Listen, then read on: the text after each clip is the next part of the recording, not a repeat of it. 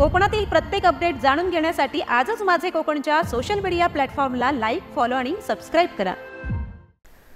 रत्नागिरी जिल्ह्यातील हर्णे येथील गोवा किल्ला म्हणून ओळख असलेल्या भुईकोट किल्ल्याची डागडुजी निकृष्ट दर्जाची झाली असून पहिल्याच पावसात हे निकृष्ट काम कोसळल्यामुळे दुर्गप्रेमी आणि शिवप्रेमी संतप्त झाले आहेत।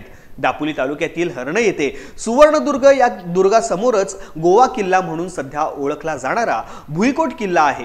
या किल्ल्याकडे गेली अनेक वर्ष दुर्लक्ष झाल्यामुळे हा किल्ला ढासळत चाललेला आहे।